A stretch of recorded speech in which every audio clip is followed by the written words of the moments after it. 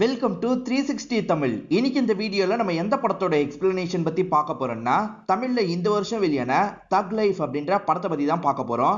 இந்த படத்துல ஒரு பெரிய ஸ்டார் கேஸ்டே நடிச்சிருப்பாங்க. இந்த படத்துக்கு ரிவ்யூஸ்லாம் ரொம்ப புவரா தான் வந்தது. நிறைய பேர் நெகட்டிவ் ரிவ்யூ தான் தந்தாங்க. படம் எனக்கு பிடிச்சிருந்தது. இந்த எக்ஸ்பிளனேஷனை கேட்டு முடிச்சுட்டு உங்களுக்கு பிடிச்சிருந்ததா இல்லையான்றதை சொல்லுங்க. எக்ஸ்பிளனேஷனுக்குள்ள போறதுக்கு முன்னாடி வீடியோக்கு ஒரு லைக்க போடுங்க. அது மூலியமா இந்த வீடியோ இன்னும் நிறைய பேர்கிட்ட கொண்டு போய் சேர்க்கப்படும். மேற்கொண்டு டைம் வேஸ்ட் பண்ணாம நம்ம நேரடியா எக்ஸ்பிளனேஷனுக்குள்ள போயிடலாம். படத்தோட ஸ்டார்டிங் சீனே சக்திவேல்னு ஒருத்தரை காட்டுறாங்க.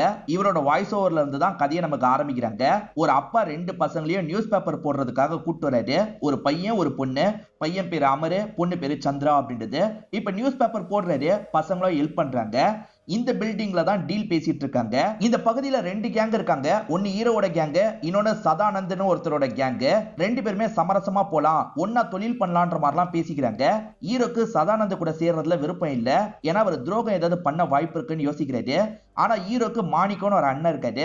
அந்த அண்ணன் டீல் அப்படின்ற மாதிரி கையை கொடுத்துறாரு. இங்க இருந்து கிளம்பி போன சதானந்த் இருக்காரு பாத்தீங்களா, போலீஸ்க்கு தகவலை கொடுத்துறாரு போல. இப்ப போலீஸ் மொத்தமா ஹீரோவோட டீமை காலி பண்றதுக்காக இந்த இடத்துக்கு வந்துட்டு இருக்காங்க. அந்த சதானந்த் தான் போட்டு தந்திருக்கான்ற மாதிரி ஹீரோ சொல்றாரு. ஹீரோவோட டீமை சேர்ந்த எல்லாருமே இங்க தானே இருக்காங்க. ஆளுக்கு கன் எடுத்துக்கிறாங்க. இஷ்டத்துக்கு வந்துட்டு இருக்க போலீஸ் எல்லாம் ஷூட் பண்ணிட்டு இருக்காங்க. அப்பாக்கு ஏதாவது ஆயிட போகுதுன்ற மாதிரி இந்த ரெண்டு பசங்க பயப்படுறாங்க. இவங்க நினைச்ச மாதிரி அப்பாவை ஷூட் பண்ணிடுறாங்க. அந்த ஷூட் அவுட்ல யாரோ ஷூட் பண்ணிடுறாங்க. அப்பா அந்த இடத்துல இறந்து போயிடுறாரு. இப்ப போலீஸ் ஓரளவுக்கு ஹீரோவோட டீமை சமாளிச்சிட்டு இருக்காங்க. அந்த பையன் இருக்கான்ல, அப்பா அப்பான்ற மாதிரி அவருக்கு முன்னாடி உட்காந்து அழுதுட்டு இருக்கான். அந்த இடத்துக்கு வந்து ஹீரோ இருக்காருல்ல, அப்பா இறந்து போனதை பாக்குறாரு. பையனை இங்க இருந்து கூட்டு போனோம் அப்படின்ற மாதிரி காப்பாத்தின மாதிரி இங்க இருந்து கூட்டு போக ஆரம்பிக்கிறாரு. இந்த போலீஸ் டீமோட ஹெட் பேரு சாம்வேல் அப்படின்றது. ஹீரோ ஓடிட்டு இருக்கிறத சாம்வேல் பாக்குறாரு. ஒழுங்கா நில்லு இல்லனா ஷூட் பண்ணிடுவேன்ற மாதிரி சொல்றாரு. ஹீரோவோ நிக்கிறாரு. ஹீரோ கையில அமர வச்சிருக்காரு. அந்த பையனை தெரியாதனமா ஷூட் பண்ணனா அதுக்கு நீ தான் பொறுப்பு அப்படின்ற மாதிரி ஷூட் பண்றதுக்காக வராரு. அதுக்குள்ள ஹீரோவோட டீமை சேர்ந்தவங்க கார் எடுத்துட்டு இந்த இடத்துக்கு வந்துடுறாங்க. ஹீரோ ஒரு புல்லட்டை வாங்கியிருப்பாரு. ஆனா அதுக்குள்ள டீம் காப்பாத்தி இங்க இருந்து கூட்டு போயிடுறாங்க. அமருக்கும் சின்ன சின்ன காயெல்லாம் பட்டிருக்கும். அவனுக்கும் மருந்தெல்லாம் போட்டு விட்டுட்டு இருக்காங்க. உன்னோட அம்மா கிட்ட கொண்டு போய் விடுறேன்னு சொல்லிட்டாரு. எனக்கு அம்மா இல்ல, தங்கச்சி மட்டும்தான். தங்கச்சியும் இப்ப எங்க போனான்னு தெரியலன்ற மாதிரிலாம் சொல்றான். இப்ப திரும்ப அந்த இடத்துக்கு வந்துடுறான். சந்திரா சந்திரான்னு கூப்பிட்டுக்கிட்டே இருக்கான். ஆனா அந்த சந்திரா எங்க போனாங்கன்றது இவனுக்கு தெரிய மாட்டேங்குது. சந்திராவை எப்படியாவது கண்டுபிடிச்சு தரீங்களான்ற மாதிரிலாம் கேட்கிறான். கவலைப்படாத, உன்கிட்ட சந்திராவை சேர்க்கிறது என்னோட பொறுப்பு. இதுக்கப்புறம் நீ ஏன் கூடயே இருக்கலான்ற மாதிரி சொல்லிட்டாரு. அப்படிதான் அந்த அமர் இருக்கான்ல, இவர் கூடயே வளர ஆரம்பிக்கிறான். இங்கதான் தக் லைஃப்னு படத்தோட டைட்டில போடுறாங்க. இப்ப கதை 2016க்கு வந்துருது. இப்ப ராணான்ற ஒரு சிங்கரை காட்டுறாங்க. இவர் காலேஜ் தான் படிச்சுட்டு இருக்காரு. எல்லார் முன்னாடியும் பாட்டெல்லாம் பாடிட்டு இருக்காரு. இவர் ஒரு பொண்ணு பயங்கரமா லவ் பண்றாங்க. அவங்க யாருன்னு பாத்தீங்கன்னா மாணிக்கத்தோட பொண்ணா இருப்பாங்க. அந்த ராணா கூட ஒன்னாலாம் இருந்திருக்காங்க போல. அதனால பிரெக்னெண்டா இருந்திருக்காங்க. கல்யாணம் பண்ணிக்கோன்னு கேக்குறாங்க. என்னாலாம் கல்யாணம் பண்ணிக்க முடியாதுன்ற மாதிரி சொல்லிட்டாரு. இவங்க உடஞ்சு போயிடுறாங்க. அப்பாக்கு இதெல்லாம் தெரிஞ்சா என்ன ஆகுதுன்னு யோசிக்கிறாங்க. சாரிப்பா, நான் தப்பு பண்ணிட்டேன்ற மாதிரி அப்பாக்கு வாய்ஸ் நோட்லாம் அனுப்பிடுறாங்க. இப்ப அவனோட வீட்டுல இருந்து சூசைட் பண்ணி இறந்து போயிடுறாங்க. தகவல் கேள்விப்பட்டு இவங்க அப்பா அந்த இடத்துக்கு வந்துடுறாரு. இவர் தான் ஹீரோவோட அண்ணனா இருப்பாரு. பேரு மாணிக்கம்னு சொல்லியிருப்பேன். பொண்ணு இறந்து போனதை பார்த்து பயங்கரமா ஃபீல் பண்ணிட்டாரு. பொண்ணை ஏமாத்தின அந்த ராணா இருக்கான் பாத்தீங்களா, சதானந்தோட தங்கச்சி பையனா இருப்பான். ஹீரோவோட டீம் ராணா மேல செம்ம கோவத்துல இருக்காங்கன்னு சதானந்துக்கு தெரியுது. இப்ப சமரசம் பேசுறதுக்காக கால் பண்ணிட்டாரு. அவனை விட்டுருங்கன்ற மாதிரிலாம் கேக்குறாரு. ஆனா அந்த சைட்ல இருக்க ஹீரோ இருக்காருல, அவனோட சாவு எங்க கையால தான், மன்னிப்புன்ற பேச்சுக்கே இடம் கிடையாதுன்ற மாதிரி சொல்லிடுறாங்க. இதனால சதானந்த் இருக்காருல, வேண்டிய மினிஸ்டர் கிட்ட பேசுறாரு. மினிஸ்டரும் ஆளுங்களை அனுப்புறேன், அவங்க கிட்ட அனுப்பி வைன்னு சொல்லியிருப்பாரு. ஆளுங்க கூட்டு போறதுக்காக வந்துடுறாங்க. வந்தவங்க மினிஸ்டரோட ஆளா இருக்க மாட்டாங்க, அமரனோட ஆளா இருப்பாங்க. அதாவது அமர்னு ஒரு சின்ன பையனை வளர்த்தாரு பாத்தீங்களா, இப்ப அவர் பெரியவரா மாறிடுறாரு. அவர் தான் இவனை தூக்கிட்டு போறதுக்காக இந்த இடத்துக்கு வந்திருக்காரு. அமரன் தூக்கிட்டான்னு தெரிஞ்சோன்னே இவங்க எல்லாம் பயங்கரமா ஷாக் ஆயிடுறாங்க. அமரன் கிட்ட போய் சமரசம் பேசலான்ற மாதிரி ஒரு இடத்துக்கு வந்துடுறாங்க. ஹீரோ சொல்லி தான் அமரனோ டீமோ சேர்ந்த மாதிரி அந்த ராணாவை தூக்கி இருப்பாங்க. சதானந்த பொறுத்த வரைக்கும் இந்த இடத்துல அமரன் மட்டும் தான் இருக்கான்னு நினைக்கிறாரு. அமரா, நீ தான் அந்த டீம்ல வெயிட், நீ பேசாம அந்த டீமை உன்னோட கண்ட்ரோலுக்குள்ள கொண்டு வந்துருன்ற மாதிரிலாம் ஐஸ் வச்சிட்டு இருக்காரு. அப்பன்னு பார்த்து மறைஞ்சிருக்க ஹீரோ இந்த இடத்துக்கு வந்துடுறாரு. ஹீரோவும் இவ்வளவு நேரம் இவர் பேசினதெல்லாம் கேட்டு தான் இருந்திருப்பாரு.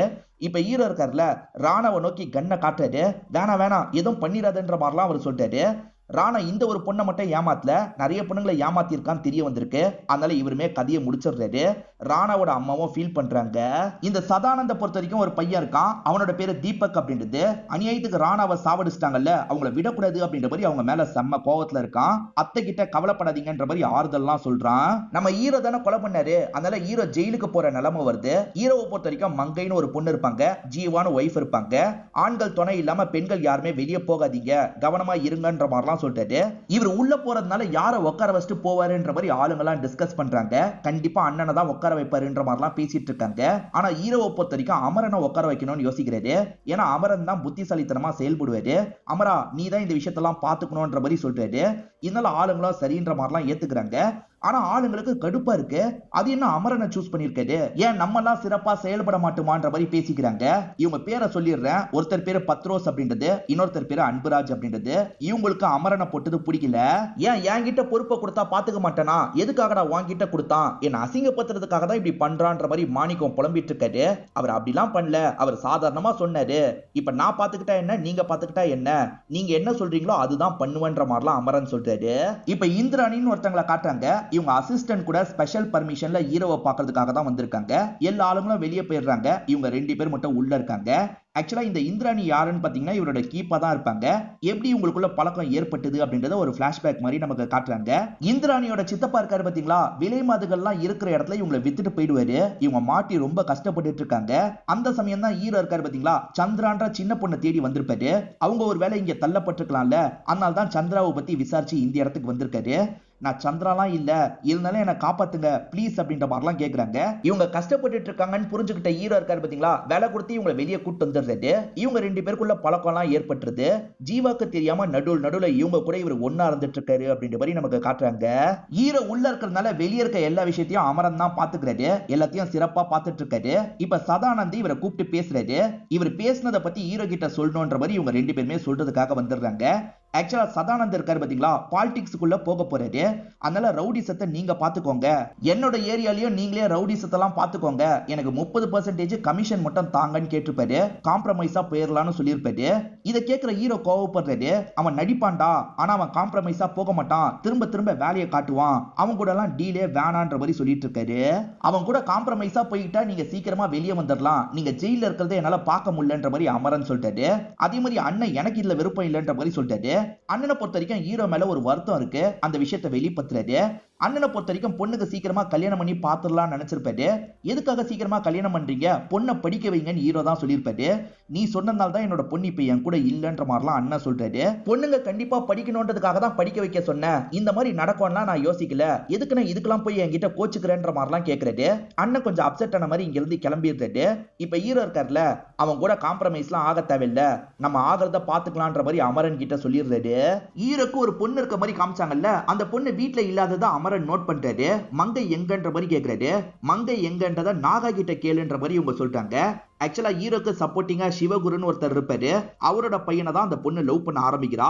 இப்ப அப்செட்டா பப்ல உட்காந்துட்டு இருக்கா. என்னாச்சு ஏதாச்சுன்ற மாதிரிலாம் இவர் கேக்குறாரு.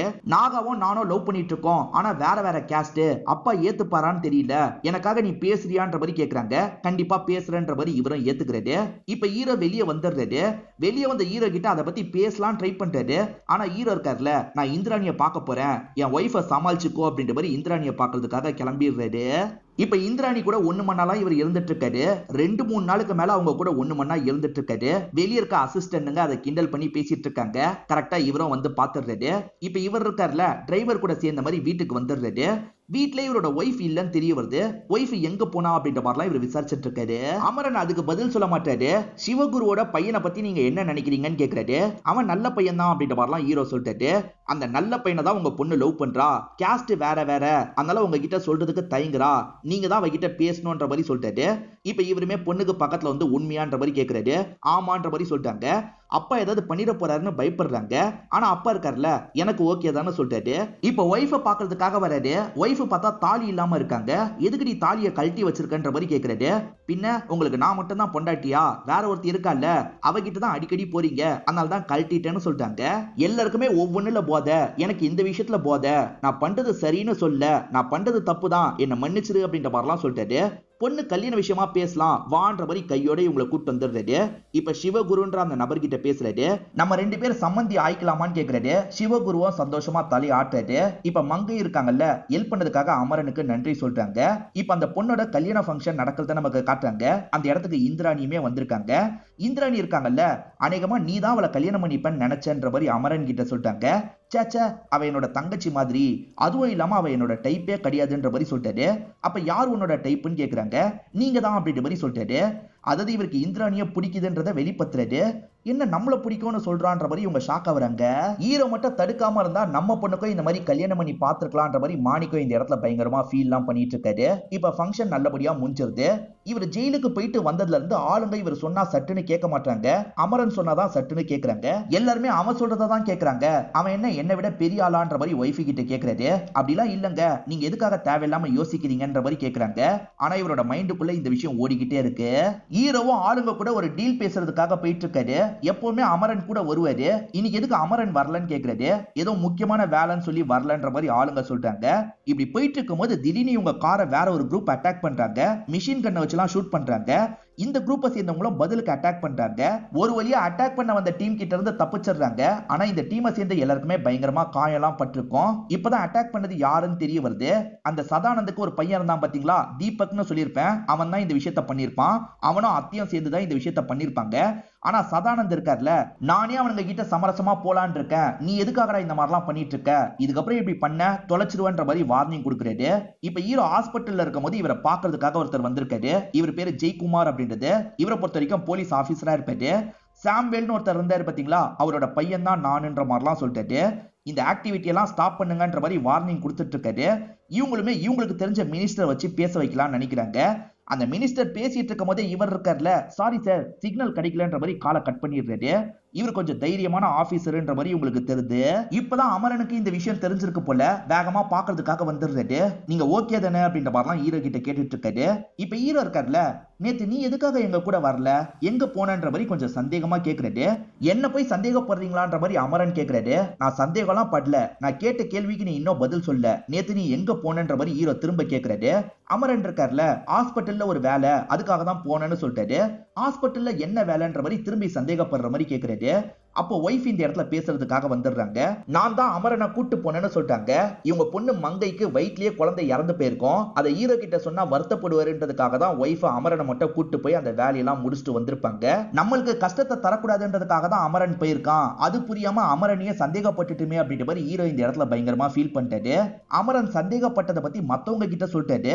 ஒன்னையே சந்தேகப்பட்டுட்டாரா, ஒன்னையே சந்தேகப்பட்டுட்டாருன்னா எங்களை எந்த அளவுக்கு சந்தேகப்படுவாரு, இந்த தொழில சந்தேகம்ன்றது வந்துருச்சுன்னா சாவடிக்க கூட தயங்க மாட்டாங்க, பாத்துக்கோ அமரான்ற மாதிரி சொல்றாங்க. இப்ப ஹீரோ கோயில்ல இருந்து வந்துட்டு இருக்காரு. ஃபேமிலியை சேர்ந்த எல்லாரையுமே வேற ஒரு கார்ல வர சொல்லிட்டாரு. அமரா நீ மட்டும் என் கூட வான்னு சொல்லிட்டாரு. இப்ப அமரன் மட்டும் இவர் கூட டிராவல் பண்றாரு. நான் உன்னை சந்தேகப்பட்டு தப்பு பண்ணிட்டேன்டா, என்ன மன்னிச்சிருன்னு சொல்லிட்டாரு. வார்த்தைக்கு வார்த்தை பையன் மாதிரின்னு சொல்லுவீங்க, பையனை சந்தேகப்படுவீங்களான்னு அமரன் கேட்கிறாரு. என்னடா பண்றது, அப்பா பையன் கூட இந்த மாதிரி மாத்தி மாத்தி சாவடிச்சுக்கிறாங்க, அதனால சந்தேகப்பட்டுட்டேன்டா, என்ன மன்னிச்சிருன்னு சொல்லிட்டாரு. சரி இப்பயாவது சந்தேகம் முழுசா போயிருச்சா இல்ல இன்னமும் சந்தேகம் இருக்கான்னு அமரன் கேக்குறாரு. திரும்ப திரும்ப இந்த மாதிரி கேள்வி கேட்டு என்ன கஷ்டப்பட்டாதரா, நான் பண்ணது தப்புன்னு ஒத்துக்கிட்டேன்ல, மன்னிச்சிருன்ற மாதிரி ஹீரோ சொல்லிட்டாரு. இப்ப அமரனை பாக்குறதுக்காக மாணிக்கம் வந்திருக்காரு. என்னோட தம்பி உன்னை சந்தேகப்பட்டானமே, இப்பதான்டா எனக்கு தெரிய வந்தது, என் தம்பி பண்ண ஒரு விஷயத்தை பத்தி உன்கிட்ட சொல்லியே ஆகணும்ன்ற மாதிரி சொல்லிட்டாரு. என்ன பண்ணாரு அப்படின்ற மாதிரி அமரன் கேக்குறாரு. போலீஸை ஷூட் பண்ணும்போது தெரியாம தான் உன்னோட அப்பா மேல பட்டுச்சுன்ற மாதிரி தான் உன்கிட்ட சொன்னா, அது சுத்த போய் வேணும்ட்டே தான் ஷூட் பண்ணான்ற மாதிரி மாணிக்கம் சொல்லிட்டாரு. என் அப்பா நியூஸ் பேப்பர் போடுறவரு, அவர் எதுக்காக இவரு ஷூட் பண்ண போறாரு அப்படின்ற மாதிரி கேக்குறாரு. ஒரு சாதாரண சிவிலியனை ஷூட் பண்ணா போலீஸோட கவனம் அந்த இடத்துக்கு தான் போகும், அதுக்காக தான் இப்படி பண்ணான்ற மாதிரிலாம் மாணிக்கம் சொல்லிட்டாரு. யோசிச்சு பார்க்கும்போது அமரனுக்கு இது சரியா இருக்க கூட வாய்ப்பு இருக்குன்னு தோணுது. ஏன்னா ஸ்டார்டிங்ல இருந்தே பையன் மாதிரின்னு வளர்த்துருப்பாரு, நம்ம மேல இறக்கப்பட்டு தான் வளர்த்துட்டு இருக்காரு போலன்னு யோசிக்கிறாரு. அப்ப நம்ம அப்பாவை ஷூட் பண்ணது, நம்ம தங்கச்சியை நம்ம கிட்ட இருந்து பிரிச்சது ஹீரோ தானா அப்படின்ற மாதிரி இவருக்கு கோவம்லாம் வருது. ஹீரோவும் பொண்ணுக்கு நல்லபடியா குழந்தை பிறக்கணும்ன்றதுக்காக இமாலயாஸ்க்கு போலான்னு முடிவு பண்ணிருப்பாரு. ஒய்ஃபுக்கு என்னமோ உறுத்தலாவே இருக்கு, நீங்க போகாதீங்க என் கூட இங்கேயே இருங்கன்ற மாதிரி சொல்லிட்டாங்க. இவர் சட்டுன்னு ஒய்ஃப்க்கு கிஸ் பண்றாரு. திரும்ப வட்டியோட வந்து வாங்குவேன், சீக்கிரமா வந்துடுறன்ற மாதிரி சொல்லிட்டாரு. சரின்ற மாதிரி ஒய்ஃபுமே ஏத்துக்கிறாங்க. இவர் தனியா போற மாதிரிலாம் பிளான் இருக்காது, சில ஆளுங்க கூட வர மாதிரி பிளான் இருக்கும். ஆனா அமரன் வரல, அவர் இல்லாம ஒரு 4 பேர் இவர் கூட வந்திருக்காங்க. இப்ப பாத்ரூம் போறதுக்காக ஒரு இடத்துல காரை நிறுத்திடுறாங்க. எல்லாருமே பாத்ரூம் போறதுக்காக தள்ளி போயிட்டு இருக்காங்க. எல்லாருமே கொஞ்சம் முழிச்சிட்டு இருக்காங்க. காரணம் ஹீரோவோட கதையை முடிக்கிறதுக்காக தான் ஹீரோவை இந்த இடத்துக்கு கூட்டு வந்திருக்காங்க. அமரன் இருக்காரு பாத்தீங்களா, வேற ஒரு கார்ல உட்காந்து இந்த விஷயத்தெல்லாம் கவனிச்சிட்டு இருக்காரு. நம்மளை காலி பண்றதுக்காக தான் கூட்டு வந்திருக்காங்க. ஹீரோக்கும் புரிஞ்சிருது. ஹீரோவோட டிரைவர் பேரு கலுவா அப்படின்றது. அவன் ஷூட் பண்றதுக்காக வரான். இவருமே தடுத்து அவன் கூட சண்டை போடுறாரு. இப்ப பத்ரோஸ், அன்புராஜன் ரெண்டு பேருமே அட்டாக் பண்றதுக்கு ட்ரை பண்றாங்க. ஒரு பக்கம் அண்ணனை அட்டாக் பண்றதுக்கு ட்ரை பண்றாரு. இதெல்லாம் நடந்துட்டு இருக்கும் போது இந்த இடத்துக்கு அமரன் வராரு. பார்த்தா அமரன் சொல்லிதான் இதெல்லாம் பண்ணிட்டு இருக்காங்கன்னு தெரிஞ்சோன்னா ஷாக் ஆயிடுறாரு. எதுக்காக இந்த மாதிரி பண்ணன்னு ஹீரோ கேட்க வராரு. பேச கூட டைம் தராம அமரன் இருக்காரு பாத்தீங்களா, கழுத்தை நெரிச்சு இவரை மேல இருந்து கீழே தள்ளி விடுறாரு. இப்ப நேரா இந்திராணியை பாக்குறதுக்காக வந்துடுறாரு. இந்திராணியை இவர் எதுக்காக வந்திருக்காருன்ற மாதிரிலாம் ஷாக்கிங்கா ரியாக்ஷன் கொடுக்குறாங்க. இதுக்கப்புறம் அவர் வரமாட்டாரு, நீ ஏன் கூட தான் இருக்க போற, கிளம்புன்ற மாதிரிலாம் இங்க இருந்து கூட்டு போறாரு. ஹீரோ இல்லாம இவங்க மட்டும் திரும்ப வந்திருக்காங்கல்ல, ஹீரோக்கு என்னாச்சு ஹீரோக்கு என்னாச்சுன்ற மாதிரி எல்லா ஆளுங்களும் கேட்டுக்கிட்டே இருக்காங்க. அமரன் இருக்கார்ல, அவரோட கதையை நான் முடிச்சிட்டேன், இப்ப என்னன்றீங்கன்ற மாதிரிலாம் கோவமா கேக்குறாரு. இதுக்கப்புறம் இங்க நான் தான் ரங்கராய சக்திவேலு, யாருக்காவது இதுல பிரச்சனை இருக்கான்னு கேக்குறாரு. எல்லாருமே பயப்படுறாங்க. இவருக்கு கீழே வேலை பார்க்கலாம்னு முடிவு பண்ணிடுறாங்க. கீழே விழுந்த ஹீரோ சாவலன்ற மாதிரி நமக்கு காட்டுறாங்க. கூட இருந்தவங்களே துரோகம் பண்ணிட்டாங்களேன்ற மாதிரி ஃபீல் பண்றாரு. பக்கத்துலயே குங்ஃபுலாம் சொல்லி தர மாதிரி ஒரு இடம் இருக்கு. தவண்டு தவண்டி இவர் அந்த இடத்துக்கு வந்திருக்காருன்ற மாதிரி நமக்கு காட்டுறாங்க. அப்படியே 2 வருஷம் கழிச்சு நடக்கிறத காட்டுறாங்க. அந்த ஸ்கூல்ல இருந்து இவர் நிறைய குங்ஃபுலாம் கத்துருப்பாரு. சம்பந்தப்பட்டவங்கள பழி வாங்கணும்ன்றதுக்காக திரும்ப அந்த ஊரை பார்த்த மாதிரி போயிட்டு இருக்காரு. ஜெய்குமார்னு ஒரு போலீஸை காமிச்சாங்கல்ல, அவரோட அப்பாக்கு சாப்பாடுலாம் ஊட்டி விட்டுட்டு இருக்காரு. அப்பதான் அவரோட எக்ஸ் ஒய்ஃப் இந்த இடத்துக்கு வராங்க. இவங்க 2 பேருக்குள்ள கருத்து வேறுபாடு வந்திருக்கும், அதனால பிரிஞ்சிருப்பாங்க. இருந்தாலுமே இவரோட அப்பாவை பார்க்கறதுக்காக நடுவுல வருவாங்க போல. இந்த எக்ஸ் ஒய்ஃபை பொறுத்த வரைக்கும் டாக்டரா இருப்பாங்க. அதனால அப்பாக்கு வேண்டிய எல்லா விஷயத்தையும் பண்ணிட்டு இங்க இருந்து கிளம்புறாங்க. ஹீரோ திரும்ப வந்துட்டு இருக்கிறத பத்தி உங்களுக்கு தெரிய வருது. இப்ப எல்லாருமே மாத்தி மாத்தி போன்ல இத பத்தி பேசிக்கிறாங்க. இப்ப அன்புராஜ் இருக்கார்ல, ஹெலிகாப்டர்ல ஏறி இங்க இருந்து தப்பிக்கலாம்னு நினைக்கிறாரு. ஆனா அதுக்குள்ள ஹீரோ இந்த இடத்தை கண்டுபிடிச்சு வந்துடுறாரு போல. எங்க ஓட பாக்குறேன்ற மாதிரி இவர் கூட சண்டைலாம் போடுறாரு. ஹீரோவை தள்ளி விடும் போது கலுவான்னு ஒரு நபரும் அந்த இடத்துல இருந்திருப்பான். அந்த கலுவா நினைச்சா ஷூட் பண்ணிருக்கலாம், ஆனா கலுவா ஷூட் பண்ண மாட்டான். அண்ணன், அன்னைக்கு நான் வேணும்ட்டே பண்ணல, அவங்க ஃபோர்ஸ் பண்ணி தான் பண்ண வச்சிட்டாங்க, என்ன மன்னிச்சிருங்க, என் கதையை முடிச்சிருங்கன்ற மாதிரிலாம் கேட்கறான். இவன் மேல தப்பு இல்லன்றதை ஹீரோ புரிஞ்சுக்கிறாரு. அதனால ஹீரோ இவனை விட்டுறாரு. ஹீரோக்குன்னு சில ஆளுங்க இருப்பாங்கல்ல, அவங்க கூட ரயில்வே ஸ்டேஷனுக்கு வந்துட்டு இருக்காரு. அப்ப ஆளுங்க சுத்து போட்டிருக்காங்கன்றதை கவனிச்சிடுறாரு. எத்தனை ஆளுங்க இருக்காங்கன்றதை எனக்கு உடனே கால் பண்ணி சொல்லுன்ற மாதிரி ஒரு அசிஸ்டன்ட் கிட்ட சொல்லிட்டாரு. அந்த அசிஸ்டன்ட் அங்க இருந்து கிளம்புற மாதிரி போறாரு. எத்தனை பேர் இருக்காங்கன்றதை கால் பண்ணி ஹீரோ கிட்ட சொல்லிடுறாரு. அவங்க எல்லாம் ஹீரோவை தேடி உள்ள வராங்க. ஹீரோவும் ஒளிஞ்சுக்கிறாரு. இவரை போட்டு தள்ளுறதுக்காக நிறைய பேர் வந்தாங்கல்ல, அவங்க எல்லாரையும் ஹீரோ போட்டு தள்ளிட்டு இருக்காரு. பத்ரோஸ் சொல்லி தான் இவங்க எல்லாம் வந்திருப்பாங்க. இப்ப பத்ரோஸும் ஒரு ஸ்டேஜ்ல இந்த இடத்துக்கு வந்துடுறாரு. வா தலைவா, உங்க கூட சண்டை போடுறதுக்காக தான் வந்திருக்கேன்னு சண்டை போடுறாரு. ஆனா ஹீரோ இருக்காருல, பத்ரோஸை போட்டு பயங்கரமா அடிக்கிறாரு. ஒரு ஸ்டேஜ்ல எதிர வந்துட்டு இருக்க ட்ரெயின்ல தள்ளி விட்டு சாவடிச்சிடுறாரு. ஹீரோவோட ஒய்ஃப் திருச்செந்தூருக்கு தான் போயிருப்பாங்க. பாக்குறதுக்காக அந்த இடத்துக்கு போயிட்டு இருக்காரு. ஆக்சுவலா ஒய்ஃப் இருக்காங்கல்ல, என் ஹஸ்பண்ட் எங்கன்ற மாதிரி மாணிக்கத்துக்கிட்ட கோவமா கேட்டிருப்பாங்க. மாணிக்கம் பிடிச்சு தள்ளி விட்டுருப்பாரு. இவங்க போலீஸ் கம்ப்ளைண்ட் பண்ணலான்ற மாதிரி கம்ப்ளைண்ட்லாம் பண்ணிருப்பாங்க. அப்பதான் அவங்களோட கார் ஆக்சிடென்ட் ஆயிருக்கும். அதுல அவங்க தலையில அடிபட்டு பழசு எல்லாத்தையும் மறந்துட்டாங்கன்ற மாதிரி ஆளுங்க சொல்றாங்க. இதை கேட்கிற இவரும் பயங்கரமா ஃபீல் பண்றாரு. திரும்பி வந்து மொத்தத்தை வாங்கிக்கிறேன்னு சொன்னாரு பாத்தீங்களா, அதெல்லாம் யோசிச்சுக்கிட்டே இவருமே அந்த இடத்துக்கு வந்துடுறாரு. பொண்ணுக்கு இப்ப நல்லபடியா குழந்தை பிறந்திருக்குன்னு இவருக்கு தெரிய வருது. அந்த குழந்தைய கொஞ்ச நேரம் பாக்குறாரு. அம்மா எங்கன்ற மாதிரி பொண்ணு கிட்ட கேக்குறாரு. அம்மாக்கு எல்லாமே மறந்துருச்சுப்பா, பக்கத்துல இருக்க பீச்சு கிட்ட தான் எப்பவுமே உட்காந்துட்டு இருப்பாங்கன்ற மாதிரி சொல்றாங்க. இவருமே ஒய்ஃபை பாக்குறதுக்காக அந்த இடத்துக்கு வந்துடுறாரு. ஒய்ஃபுக்கு இவங்க யாரையுமே தெரியாது போல. நம்மள கண்டிப்பா ஒய்ஃபுக்கு தெரியும்ன்ற மாதிரி இவர் பக்கத்துல வந்து பேசுறதுக்கு ட்ரை பண்றாரு. ஆனா ஒய்ஃபுக்கு இவரை கூட ஞாபகம் இல்ல போல. ஹீரோவும் ரொம்ப எமோஷனலா அவங்க கிட்ட பேசுறாரு. அவங்க கையெல்லாம் பிடிக்கிறாரு. ஆனா அவங்க இருக்காங்க பாத்தீங்களா, கையெல்லாம் தட்டி விட்டுட்டு இங்க இருந்து கிளம்பிடுறாங்க. ஹீரோ ரொம்ப உடஞ்சு போயிடுறாரு. சம்பந்தப்பட்ட 2 பேர் இன்னும் இருக்காங்கல்ல, மாணிக்கம் அமரன், அவங்க கதையை முடிக்கணும்ன்ற மாதிரிலாம் யோசிக்கிறாரு. இந்திராணியை பொறுத்த வரைக்கும் ஹீரோ கூட ஒன்னா இருக்கிறதுக்கு காரணம் ஹீரோவை லவ் பண்ணுவாங்க. ஆனா அவங்களுக்கு சுத்தமா அமரனை பிடிக்க மாட்டேங்குது. அமரன் தான் 2 வருஷமா மிரட்டி கூட வச்சிருக்காருன்னு தெரிய வருது. இப்ப மாணிக்கம் இருக்காருல, அவன் 2 பேரை காலி பண்ணிட்டான். அடுத்த டார்கெட் நம்ம தான், ஏதாவது பண்ணணும்னு சொல்றாரு. இந்திராணியை பாத்துக்கிற பொறுப்பு ஒரு லேடி கிட்ட ஒப்படைச்சாரு பாத்தீங்களா, அந்த லேடி கிட்ட பேசுறதுக்காக வந்துடுறாரு. நீங்க கண்டிப்பா செத்து போயிருக்க மாட்டீங்கன்னு எனக்கு தெரியும். இந்திராணிக்கு சுத்தமா அவன் கூட இருக்க விருப்பம் இல்ல, அவன் தான் ஃபோர்ஸ் பண்ணி கூட வச்சிருக்கான்ற மாதிரிலாம் இந்த லேடி சொல்றாங்க. சோ இந்திராணி விருப்பம் இல்லாம தான் இருக்காங்கன்னு தெரிஞ்சுக்கிட்டு இவரும் இங்க இருந்து கிளம்ப பாக்குறாரு. அப்பன்னு பார்த்து போலீஸுங்க இருக்காங்கல்ல, சுத்து போட்டு இவரை அமைக்கிறாங்க. ஜெயக்குமார் தான் ஆளுங்களை வச்சு இவரை தூக்கி இருப்பாரு. ஹீரோவும் டீமும் இவங்களுக்காக எல்லாம் கொலை பண்ணிக்க மாட்டாங்க, பெரிய பெரிய பொலிட்டீஷியனுக்காக தான் கொலை பண்ணிருப்பாங்க. அந்த மாதிரி நிறைய பொலிட்டீஷியனுக்காக வேலை பார்த்திருக்கீங்க, அந்த லிஸ்ட்டை மட்டும் தாங்கன்ற மாதிரி இவர் கேட்கிறாரு. லிஸ்ட் தானே, கண்டிப்பா தந்துடுறேன், ஆனா அதுக்கு முன்னாடி நான் முடிக்க வேண்டிய சில வேலைகள் பாக்கி இருக்கு, ஒரு 48 மணி நேரம் மட்டும் எனக்கு தா, நான் அந்த வேலையெல்லாம் முடிச்சுட்டு உங்ககிட்ட வந்துடுறேன்ற மாதிரி சொல்றாரு. அவ்வளவுதானே, தாராளமா எடுத்துக்கோங்கன்ற மாதிரி ஹீரோவை இங்க இருந்து அனுப்பி வச்சிடுறாரு. என்ன சார் நீங்க பாட்டுக்கு போக விட்டுட்டீங்கன்ற மாதிரி அசிஸ்டன்ட் கேக்குறாரு. அமரன் மாணிக்கத்தை காலி பண்றதுக்காக தான் இவர் போறாரு, அமரனையும் லைட்டா தூண்டி விட்டுலாம், இவங்க 2 பேரும் சண்டை போட்டுக்கிட்டோம், நம்ம வேடிக்கை மட்டும் பாப்போன்ற மாதிரிலாம் அசிஸ்டன்ட் கிட்ட இந்த ஜெயக்குமார் சொல்றாரு. சதானந்தன் ஒருத்தரை காட்டுவாங்க பாத்தீங்களா, அவர் இறந்து போயிடுறாரு போல. இப்ப அத்தை இருக்காங்க பாத்தீங்களா, சதானந்த பையனான தீபக்கு கால் பண்றாங்க, உன் அப்பா இறந்து போயிட்டாரு, இப்ப நீ நினைச்ச விஷயத்த பண்ணலாம், நம்ம நினைச்ச விஷயத்த பண்ணலாம்னு சொல்றாங்க. நான் உடனே கிளம்பி வரேன்ற மாதிரி இவர் சொல்றாரு. எனக்கு தெரிஞ்சு இவர் சதானந்தோட பையன் இல்லங்க, அந்த தங்கச்சியோட பையன் தான் நினைக்கிறேன், தம்பிக்கு பழி வாங்குறதுக்காக போலான்னு நினைக்கிறாரு. மாணிக்கம் இருக்காரு பாத்தீங்களா, ஒரு கசினோ தான் ரன் பண்ணிட்டு இருக்காரு. அப்போ போன் கால் வருது, எதிர ஹீரோ தான் பேசுறாரு. ஹீரோ எங்க இருந்து நம்மள பாக்குறான்ற மாதிரி இவர் சுத்தி முத்தி பார்த்துட்டு இருக்காரு. செம்மையா பயம் வருது, இங்க இருந்து கிளம்பிடலான்ற மாதிரி கார் எடுத்துட்டு கிளம்பிட்டு இருக்காரு. நீ எங்க இருக்க ஒழுங்கா சொல்லுன்ற மாதிரி பேசிக்கிட்டே தான் கார்ல போயிட்டு இருக்காரு. ஆக்சுவலா ஹீரோ இருக்கார்ல, காரோட பின் சீட்ல தான் உட்கார்ந்து இருப்பாரு. இப்ப இவரை லாக் பண்ணிடுறாரு, அங்க இருக்க பிரிட்ஜ் கிட்ட இழுத்துட்டு வந்து தொங்க விட்டுறாரு. தம்பியை கொல்றதுக்கு எப்படி மனசு வந்தது அப்படின்ற மாதிரி ஹீரோ கேக்குறாரு.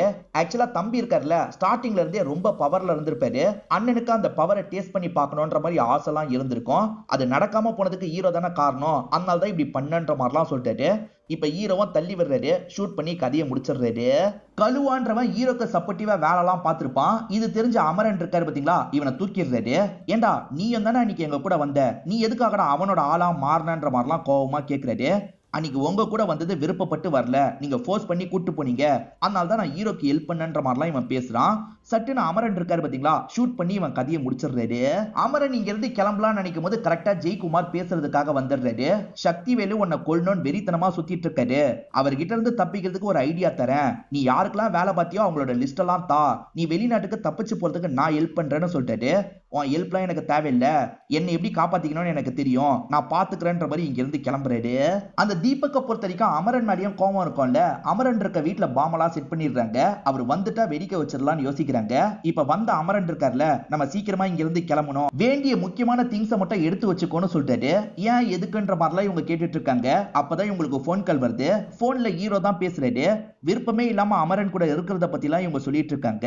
அப்ப என் கூடயே வந்துரு, எதிர பாருன்ற மாதிரி சொல்லிட்டாரு. அவங்கள வீட்டுக்கு எதிர பாக்குறாங்க, அங்க இருக்க கஃபேல தான் இவர் உட்கார்ந்துட்டு இருக்காரு, அவர் கூட போலான்ற மாதிரிலாம் இவங்க யோசிக்கிறாங்க. அமரன் ஒரு பக்கம் கூப்பிட்டு இருக்காருல, என்னால உன் கூட வர முடியாதுன்னு சொல்லிட்டாங்க. சரி இப்போதைக்கு இவங்க இங்கே இருக்கட்டும், நம்ம மட்டும் சில வேலையெல்லாம் முடிச்சுட்டு வரலான்ற மாதிரி இவரும் கிளம்ப ஆரம்பிக்கிறாரு. வீட்டுக்கு பின்வழியா தான் இவர் கிளம்பிட்டு இருக்காரு. இதெல்லாம் அவங்களுக்கு தெரியாது இல்ல, இன்னும் அமரன் வீட்டுல தான் இருக்கான், இப்ப வெடிக்க வச்சா கரெக்டா இருக்கும்ன்ற மாதிரிலாம் யோசிக்கிறாங்க. இப்ப பாம்பை வெடிக்க வைக்கிறதுக்கான ஏற்பாடெல்லாம் பண்ணிட்டு இருக்காங்க. பாம்பு வெடிக்கிறதெல்லாம் வீடியோ கால் மூலியமா அந்த தீபக்கு சந்தோஷமா பார்த்துட்டு இருக்காரு. பாம்பு வெடிக்கிற எஃபெக்ட் ஹீரோ வரைக்கும் வருது, ஹீரோ பறந்து போய் விழுறாரு. இப்ப உடனே அந்த இடத்துக்கு ஓடி போகணும்னு நினைக்கிறாரு. அதே மாதிரி அமரனும் ஷாக் ஆயிடுறாரு, ஏன்னா இந்திரணி இறந்து போயிட்டாங்கல்ல, யாரு காரணமா இருப்பான்ற மாதிரிலாம் அந்த இடத்துக்கு வராரு. ஹீரோ உள்ள வரும்போது தெரியாதனமா ஒரு செவரு இவர் மேல விழுந்துரும். அமரன் ஹீரோவை பாக்குறாரு, ஹீரோ தான் இந்திராணியை சாவடிச்சிட்டான் போலன்ற மாதிரி பயங்கரமா கோவப்பட்டு இருக்காரு. ஹீரோவை அடிக்கணும்ன்ற மாதிரி உள்ள போறதுக்கு பாக்குறாரு. அதுக்குள்ள ஆளுங்க இருக்காங்க பாத்தீங்களா, அமரனை தூக்கிடுறாங்க. அதாவது தீபக்கோட ஆளுங்க அமரனை தூக்கிட்டு இங்க இருந்து கிளம்பிடுறாங்க. இப்ப ஜெயக்குமாரும் டீமா சேர்ந்த மாதிரி இந்த இடத்துக்கு வந்துடுறாங்க. ஹீரோ 48 மணி நேரம் டைம் கேட்டார்ல, அந்த டைம் முடிஞ்சிருச்சு, நம்ம கிளம்பலாமா அப்படின்ற மாதிரி இவரை இங்க இருந்து கூட்டு போறாரு. இவர் ஹாஸ்பிட்டல்ல வச்சு பாத்துக்க முடியாது, வீட்டுல வச்சுதான் பாத்துக்கணும்னு யோசிக்கிறாரு. அதனால எக்ஸ் ஒய்ஃபோட வீட்டுக்கு கூட்டு வந்துடுறாரு. கொஞ்சம் நீ ட்ரீட்மெண்ட்லாம் கொடு, இவரை வெளியே கூட்டு போக முடியாது, கொஞ்ச நேரம் மட்டும் பாத்துக்கோன்ற மாதிரிலாம் சொல்றாரு. இவங்களுமே உள்ள வந்து இவருக்கு ட்ரீட்மெண்ட்லாம் கொடுத்துட்டு இருக்காங்க. ஜெயக்குமாரோட ஒய்ஃபான்ற மாதிரி கேட்கறாரு. எக்ஸ் ஒய்ஃப்னு சொல்லலாம், நாங்க 2 பேர் பிரிஞ்சுட்டோன்ற மாதிரிலாம் இவங்க சொல்றாங்க. சாம்வேல் போட்டோவை பார்த்து வேண்டுறாங்க, இவர் எனக்கு கடவுள் மாதிரி, இவர் தான் என்ன டாக்டரா மாத்தினாருன்ற மாதிரி சொல்றாங்க, எடுத்து வளர்த்தாருன்ற மாதிரி சொல்றாங்க. எது எடுத்து வளர்த்தாரா அப்படின்ற மாதிரி ஹீரோ லைட்டா ஷாக் ஆகுறாரு. உன்னோட அப்பா நியூஸ் பேப்பர் போடுற வேலை பார்த்தாரா, ஒரு ஷூட் அவுட்ல இறந்து போனாரா, உன் பேரு சந்திராவான்ற மாதிரிலாம் ஹீரோ கேட்டுட்டு இருக்காரு. இவங்களுமே ஊசி போட்டுக்கிட்டே கவனிச்சிட்டு இருக்காங்க. ஆமா இதெல்லாம் எப்படி உங்களுக்கு தெரியும்ன்ற மாதிரி கேக்குறாங்க. இவங்க தான் அமரனோட தங்கச்சி நமக்கு தெரிய வருது. ஆனா ஹீரோவால சொல்ல முடியல. ஏன்னா இவங்க மயக்க ஊசி தான் கொஞ்ச நேரத்துக்கு முன்னாடி போட்டிருப்பாங்க. இப்ப அமரனை நமக்கு காட்டுறாங்க. தீபக் தானே தூக்க சொல்லியிருப்பாரு. இப்ப வந்த தீபக் இவரை போட்டு பயங்கரமா அடிக்கிறாரு. தீபக் தான் தூக்கி இருக்கான்றது இவருக்கும் புரிஞ்சிருது. ஹீரோ இங்கதான் இருக்காருன்னு தீபக்கோட ஆளுங்களுக்கு தெரிஞ்சிருது. இவர் கதையை முடிக்கிறதுக்காக வந்துட்டு இருக்காங்க. ஹீரோ மயக்கத்துல இருக்கிறதுனால இவங்களும் காப்பாத்தணும்னு நினைக்கிறாங்க. ஆனா இவர் அவங்கள காப்பாத்தணும்னு நினைக்கிறாரு. மயக்கத்திலேயே சண்டை போடலான்ற மாதிரி இவங்கள மட்டும் ஒரு ரூம்ல போட்டு லாக் பண்ணிடுறாரு. இப்ப வர ஆளுங்க கூட எல்லாம் கஷ்டப்பட்டு இவர் சண்டை போட்டுட்டு இருக்காரு.